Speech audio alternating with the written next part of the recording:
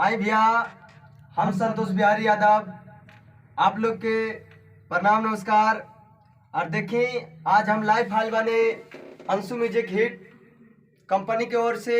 आज देखिए, बहुत सुंदर के मौका पर शुभ अवसर पर 2021 में जो कि बहुत दूर से कलाकार चल के आए हैं, उनका जो सुंदर गीत एक रिकॉर्ड होइल बा, आप लोग जरूर सुने। और उससे पहले थोड़ा कलाकार के परिचय जान लें।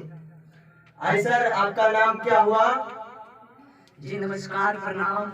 आप सबका दुलार प्यार हम पे बने रहे। जी मेरा घर घाट कुसुमार जिला शेखपुरा के निवासी हूँ, जो कि आज अंशु म्यूजिक कंपनी के ओर से आज मेरा एक सॉन्ग रिकॉर्ड हुआ है, जिन सॉन्ग का नाम है कि डीजे बजा के छौड़ी तोरा खूबे नचेबोगे। इस सॉन्ग आज हम अंशु म्यूजिक कंपनी से रिकॉर्ड किए हैं, जो कि आप सभी भोजपुरिया सुनने वाला भैया से विनती है कि हमें भी दुलार प्यार दें और आशीर्वाद दें कि आगे बढ़ें।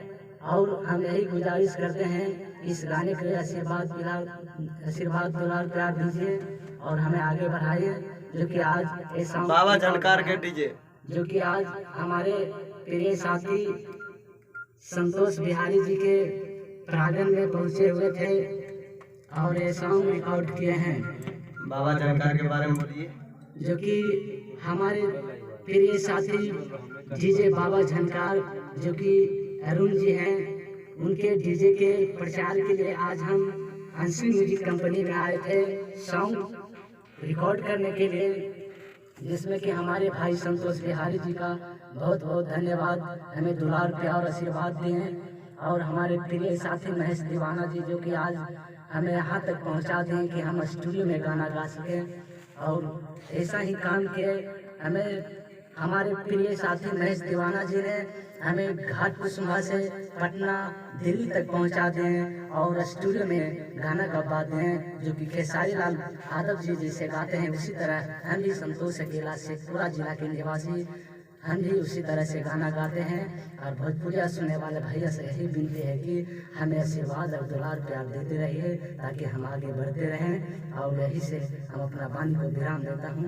जय हिंद, जय भारत, जय भोजपुरिया समाज।